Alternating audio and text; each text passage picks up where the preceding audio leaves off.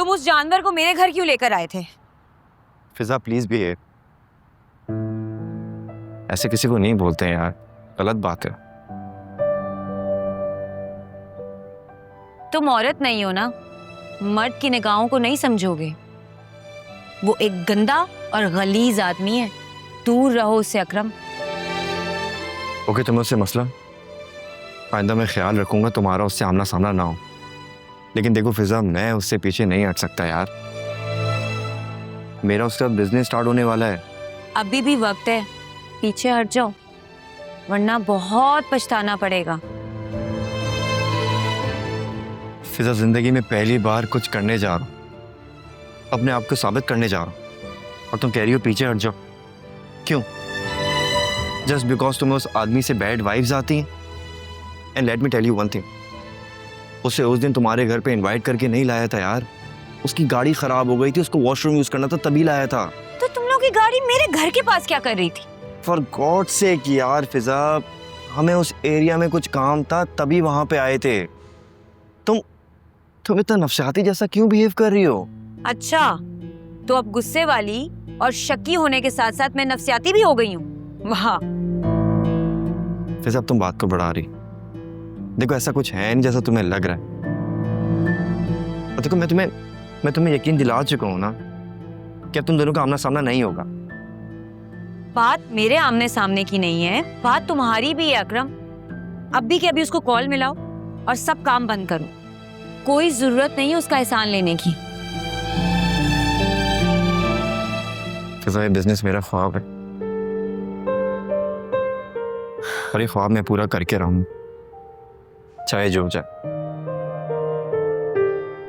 मैं सिर्फ इसलिए पीछे नहीं हट सकता कि तुम्हें बगैर किसी सबूत के उस आदमी से नेगेटिव वाइब्स आती।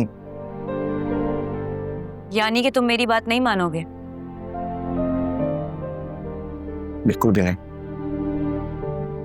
अच्छा फिर ठीक है, आज के बाद मुझसे मिलने की या मुझसे बात करने की कोई जरूरत नहीं है।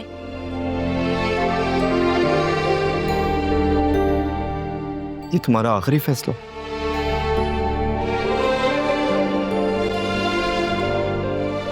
हाँ, ये मेरा आखिरी फैसला है। जो पलकों से वो आंसू ये कहता है, टूटे जो भरोसा तो बाकी क्या रहता है। इस दिल से जुड़े हैं जो वो रिश्ते निभाने को, मासूम सा ये एक दिल कितने गम सहता है।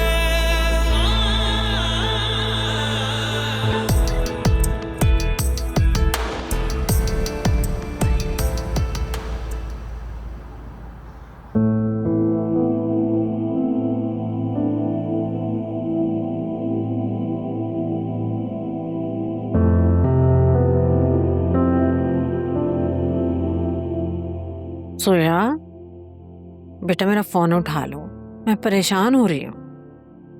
क्यों नाराज हो मुझसे? मैंने तुम्हारे अब्बा से बात की है कि वो तुम्हें फ्लैट दिलवा दें। बेटा, मैं तो खुद चाहती हूँ तुम्हारा अपना फ्लैट हो। मुझसे बात करो, मुझसे क्यों नाराज हो? मैं परेशान हूँ तुम्हारे लिए, मुझे अपनी खैरियत बताओ प्लीज।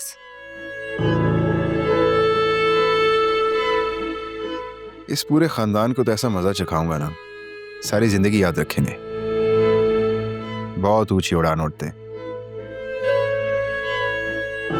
बड़े ही 2 नंबर आदमी हो तुम। बस देख लो तुम्हारा प्यार मुझसे क्या क्या करवा रहा है। बस ये आखिरी और पहली आजमाइश है तुम्हारी, इसके बाद सूबी हमेशा हमेशा के लिए तुम्हारी। और मुझे उस दिन का बहुत शिद्दत से इंतजार है। इंतजार तो मुझे भी उस दिन का है जिस दिन सोया की प्रेगनेंसी खत्म हो गई।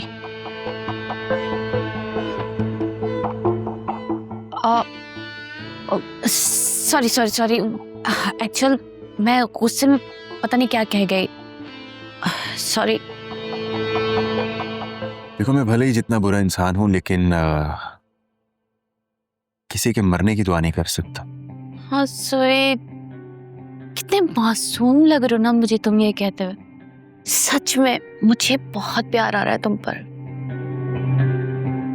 प्यार तो मुझे भी आ रहा है और दिल कर रहा है कि आ दिल की बातों में नहीं आते, दिल तो पागल होता है। ये तो है। हाँ साहब, इस पूरे खानदान को पागल कर दूंगा मैं। जोया का फोन है मेरे पास, उसकी अम्मी का मैसेज आया था, कह रही थी कि जोया को बहुत मिस कर रही, और मैंने फोन बंद कर दिया।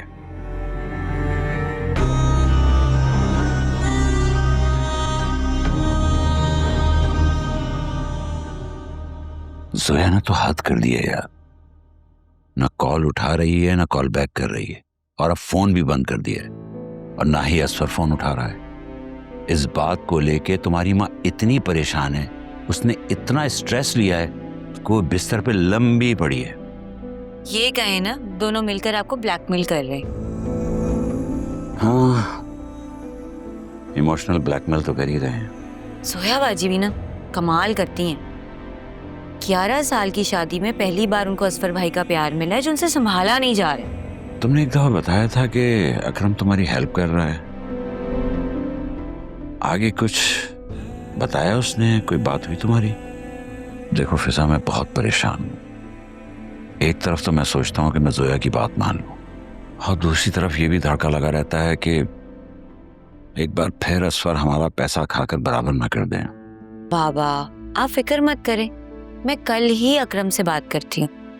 अभी मैं अम्मा के पास से हूँ। अरे वाह भाई, आज मेरे ऑफिस में? वो एक्चुअली मैं बिल्कुल पास से गुजरी थी तो मैंने सोचा मैं आपसे हेलो हाय करती चलूं।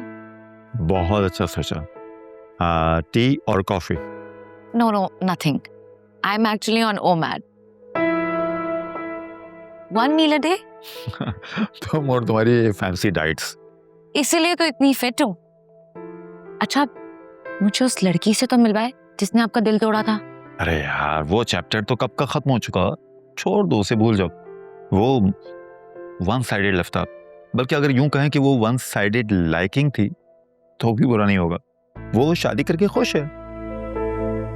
वैसे फराज, आपकी बिना थोड़ी सी एफर्ट करते हुए जान जाती है। अगर कर ली होती तो आज वो आपके साथ होती। देखा, उड़ा के ले गया ना कोई और। बाय द वे, वो अपनी लाइफ में बहुत खुश है। इस तरह उसका हस्बैंड बहुत गुड लुकिंग है और वेल एजुकेटेड भी, किसी अच्छी फर्म में काम करता है। इसका मतलब है कि वो बहुत क्लेवर है और उसने शादी बड़ी देखभाल के की है। वो डिजर्व करती है भाई। Actually she is brilliant. बस बस, बहुत तारीफें हो गई। अच्छा, मुझे उससे मिलवाएं तो? नहीं नहीं, बिल्कुल भी नहीं, बिल्कुल भी नहीं मिलवा सकता। तुम्हारा कोई भरोसा नहीं है, तुम कोई उल्टी सीधी बात कर दो। नहीं नहीं, मैं कोई बात नहीं करूंगी। पक्का? Pinky promise. अच्छा अच्छा ठीक है, मैं तुम्हें इंट्रोड्यूस नहीं करवाऊंगा, सिर्फ दूर से मिलवाऊंगा। ठीक है? ठीक है भाई, डन।